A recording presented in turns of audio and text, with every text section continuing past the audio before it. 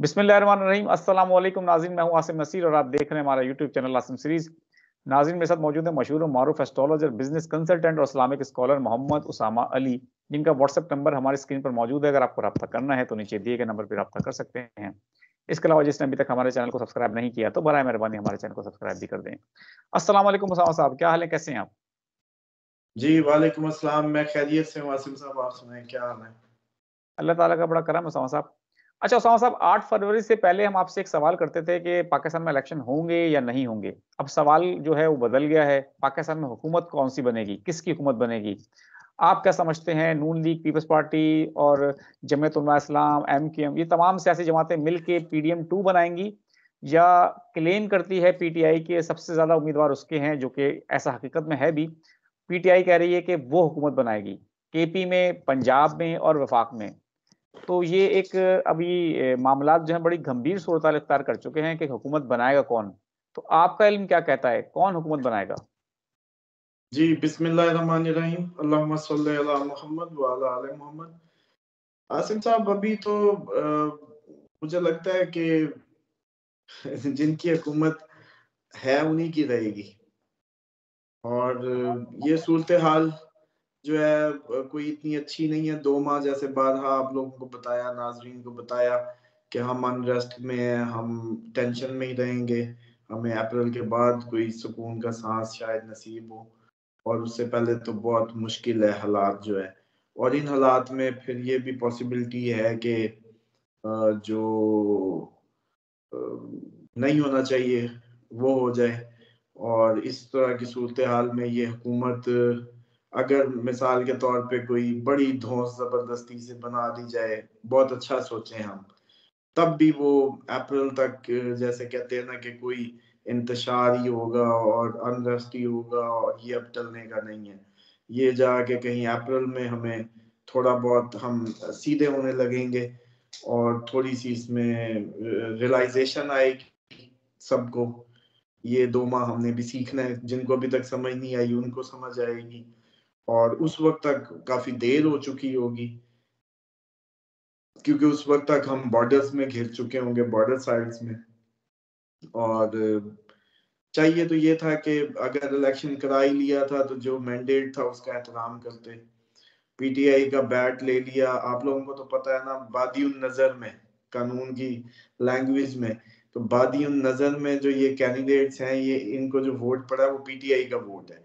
एक तो पहले आपने कानून का दांव खेला, और इतनी बड़ी कौम, मतलब एक तादाद आपकी 50%, आप देखें ना 50% या 60% कह सकते हैं कि जो पॉपुलर जमात थी उसके लिए ट्रबल किया आपने, उसका जो निशान लेकर। अब अगर उन्होंने उसके बावजूद भी ये आग का दरिया पार कर लिया, कागजात छीने, नहीं जमा कराने दिए, बंदे पे बंदा, पीछे एक आजाद के पीछे दूसरा आजाद खड़ा था, पूरी सफ बंदियां हुई, सब होने के बाद अगर अब भी मैंडेट की इज्जत नहीं करनी थी तो फिर ये करवाने ही नहीं चाहिए थे। क्यों इतना खर्चा किया? मैं तो उस वक्त भी, आपको याद है, कह रहा था कि ना करवाएं, ना करें खर्चा, कोई फायदा नहीं है।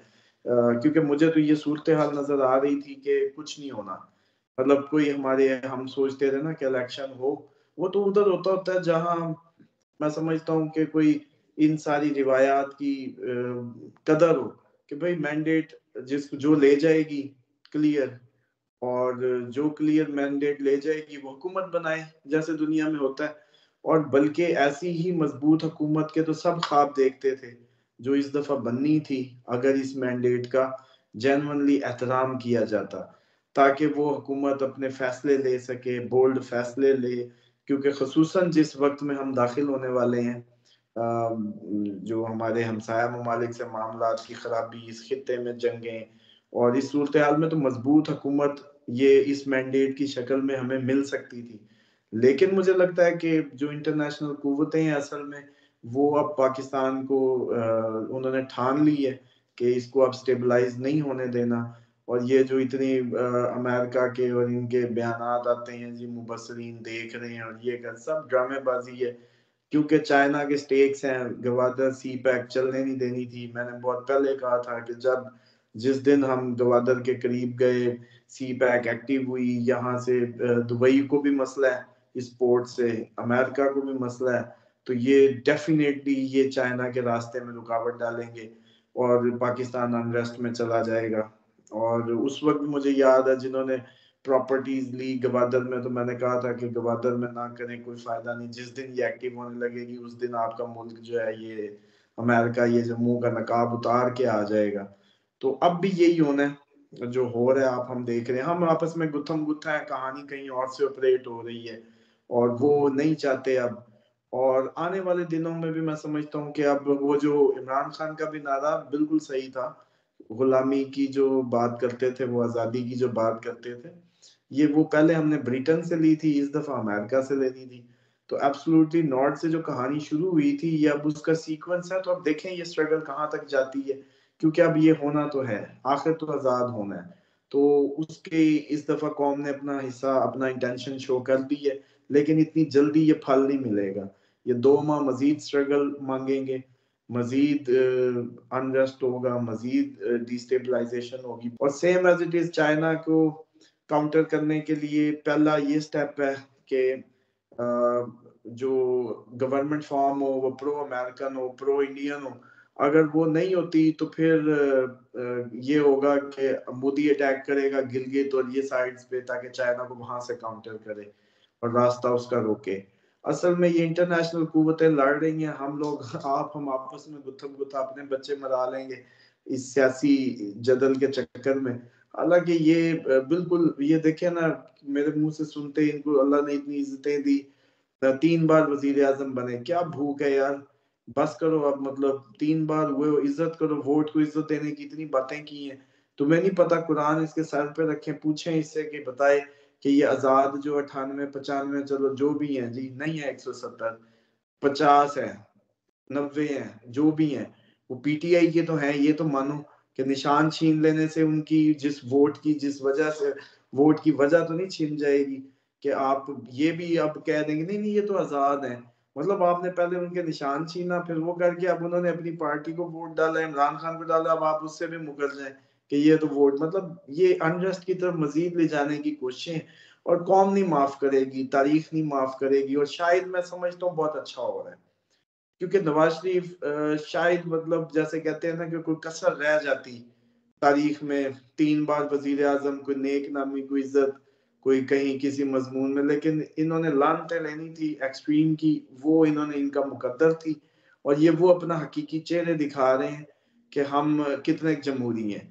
उस वक्त भी इसका मतलब है ये झूठा प्रोपोगंडा था वोट को इज्जत देने वाला, आज भी अगर इतने ही वोट को इज्जत देने वाले थे तो अब 2 इज्जत, अब जिस जिसका जो मैंडेट है उसको कबूल करो, आके आप स्पीचेस दे रहे हो हुकूमत बनाने की, जबकि दावत देनी चाहिए थी, अगर मुल्क से प्यार होता, इस कौम से प्यार होता, तो हक ये बनता था कि भाई आप आजाद, जो पता है कि पीटीआई है, आजाद कोई नहीं है, पीटीआई है, तो उनको कहते कि जी आप गवर्नमेंट फॉर्म करें, यही दुनिया का असूल है, यही ज़ाब्ता है, जिसके साथ बैठ के करनी है कर लें।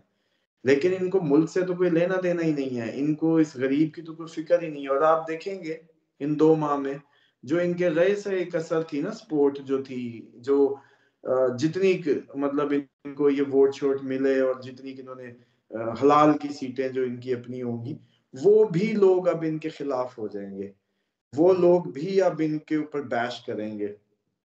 और मार्क माई वर्ड्स, ये खुद इनको, इनके किस्मत में ही नहीं था अच्छा अंजाम, इनकी किस्मत में ही नहीं था कि ये इज्जत ले पाते, शायद कुदरत ने इनको इबरतनाक, जैसे कहते हैं ना, नाम दे के तारीख का बदतरीन इनके मुंह एक्सपोज, अभी कोई कसर रह गई थी ये वो पूरी करने आए हैं, कि ये 16 माह की पीडीएम की गवर्नमेंट में जो इन्होंने माशाल्लाह दुआएं ली अवाम से, उसमें कोई कसर थी तो अब ये मजीद लानतों के असबाब बना रहे हैं और भरपूर लानते समेटेंगे, और तारीख में अपना काला मकरू जो अंदाज है ये सब, मतलब चले मान ले इमरान खान काला चोर है, आप जमहूरियत की बात ही ना करें, फिर आप कहेंगे खत्म कहानी जी, फिर आप जमहूरी किस चीज के, फिर आप वोट को इज्जत देने की बातें क्यों करते हैं, ये ड्रामेबाजियां क्यों नहीं बंद करते।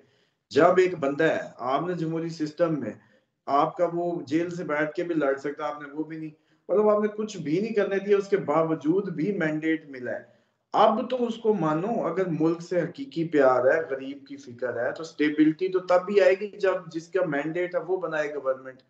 वरना कैसे स्टेबिलिटी आएगी जमहूरियत में? वो तरीका हमें भी पढ़ा दें। मतलब आप फिर दोबारा, अभी एक दिन पहले आप लोग एक दूसरे को दोबारा से मतलब क्या आप इनकी मतलब बात करते हो, हमें शर्म आने लग गई है कि यार एक दिन पहले बिलावल तुम क्या कह रहे हो, एक दिन पहले शहबाज शरीफ उसको कह रहा है इधर आके सिंध से इधर आके जरा मुवाजना तो करो लाहौर का और ये वो, और चैलेंज हो रहे हैं एक दूसरे को, और आज फिर कट्ठे उधर दाव दे। मतलब कम ऑन, लोग पता नहीं इनको इनको आखिर इन्होंने जलीलो ख्वार होना है। ये चाहते हैं कि ये जो अभी भी ये जो हल्के इन्होंने लिए हैं जबरदस्ती लेके बैठे हैं, इनकी कोई मुझे नहीं लगता कोई विन हुए हैं ये अपने हलकों में।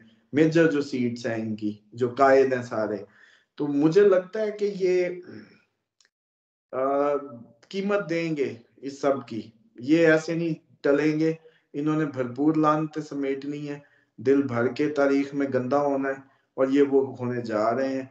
16 माह में नहीं हुए थे, इनको एक और मौका मिलेगा, 2 माह में फिर जलील होंगे और हमेशा के लिए खत्म होंगे। क्योंकि देखें, अवाम ने जो इस दफा जमहूरी रवैया अपनाया है, बगैर इंतशार, बगैर उसके वोट की पावर दी, मैंडेट दिया, तो अब अगर उसके बाद भी आपने नहीं करना तो फिर बस ठीक है ना, वो जो हुकूमत कर रहे हैं फिर उनको करने दें। जैसे टेक्नोक्रेट चल रहा है, मैं तो पहले ही कहा था पैसे ना जाया करें कौम के, पहले ही नहीं है। तो आप लोगों को शौक था कि शायद हम अपनी धांधले धुंधले करके सिस्टम सीधा कर लेंगे, लेकिन अब वो नहीं हो रहा। तो मसला आसिम साहब असल में तो ये है कि अगर तो बतौर एस्ट्रोलॉजर बात करूँ ना, तो जो मैं कल कहता होता था ना कि इलेक्शन आसिम साहब हो भी जाए ना भी हो फर्क नहीं पड़ेगा। अभी हमारा जो वक्त है वो अनरेस्ट का है, सिविल अनरेस्ट का है, वो इन सबको सबक देने का है, कौम ने खुद भी सबक लेने हैं, इनको भी आने हैं। अभी अप्रैल तक हमारे लिए कोई अच्छी नवीद नहीं है, इमरजेंसी तक के चांसेस मौजूद रहेंगे। अभी सीधे होंगे तो बॉर्डर साइड हमारी अनरेस्ट में आ जाएगी, हम एक और मतलब उसमें चले जाएंगे। तो बस अब तो यही है कि खुदा की तरफ रुख कर लें, अल्लाह अल्लाह करें, तौबा ताइब हों। ये हमारी इज्तिमाई जैसे कहते हैं ना, खुदा की तरफ से मुंह मोड़ने का नतीजा है कि अब कोई भी सोल्यूशन हमारे लिए, जैसे कहते हैं ना, कोई भी दवा अब हमारे लिए कारगर नहीं हो सकती जब तक कि हम खुदा की तरफ रुख नहीं करते। अव्वल वक्त की नमाज को प्रायोरिटी दें, 2 आयतें पढ़ें, तौबा ताइब हों, हिफाजत की दुआएं पढ़ें, अपने किबले दुरुस्त करें, फिर ही शायद मुझे लगता है कि कोई मामला किसी साइड पे जाए। अगर आप बतौर एस्ट्रोलॉजर कहें तो डेस्टिनी जो इस टाइम नजर आ रही है, जो पोजीशंस है प्लैनेटरी, वो तो कोई अच्छी खबर नहीं दे रही। कि अच्छी खबर बस ये जरूर है कि कौम एक होती जा रही है, कौम का कलेक्टिव विजडम अच्छा हो गया, इन्होंने मुजाहरा अच्छा किया, रिस्पॉन्सिव है, अब समझती है, सुन के रिएक्ट करती है। अब वो जैसे पुराना दौर था, इनको हाँक लिया जाता था, अब वो नहीं रहा। अब कहीं से पर्ची बनवाते थे, कहीं से वोट डालते थे, उस्ताद हो गए हैं। लेकिन डेस्टिनी है ना, इट टेक्स टाइम। तो ये अब स्ट्रगल में हम एंटर हो रहे हैं आजादी की। अब पहले ब्रिटेन से ली थी आज से 85 साल पहले, अब अमेरिका से लेनी है। तो बस ये स्ट्रगल में हम एंटर हो गए हैं। बस ये अच्छी बात है कि शुरू हो गई है, चलो आज शुरू हुई है तो आखिर कहीं इसकी इंतहा भी होगी और हम अच्छा बुरा देखेंगे। कौमों पे वक्त आते हैं, लेकिन असल बात यह है कि कामयाब होंगे आखिरकार, क्योंकि अब हमने रुख उधर का कर लिया है, क्योंकि हमने मसले को समझ लिया है, क्योंकि हमें समझ आ गई है कि हमें अपनी जो इन्फ्लुएंस है, अमेरिकन इन्फ्लुएंस से निकल के एक आज़ाद खुद मुख्तियार पाकिस्तान की जो बुनियाद, जो इलाकाई जो अपने रिलेशंस हैं वो भी इंडिपेंडेंटली बनाए, और अपनी जो पॉलिसीज हैं वो भी आईएमएफ के जकड़े से निकाल के वो बनाए, तो ताकि अवाम को हकीकी जो जमहूरियत का फल है वो मिल सके। बिल्कुल ठीक है। बहुत-बहुत शुक्रिया उसामा साहब हमें वक़्त देने के लिए। नाज़रीन, यहाँ हमारे वीलॉग का वक़्त खत्म हुआ। मुझे और मोहम्मद उसामा अली साहब को दें इजाज़त। आखिर में हमारा वही पैगाम है, मुस्कुराएँ, प्यार बाँटें और अपने आस-पास के लोगों का ख़्याल रखें। खुदा हाफ़िज़।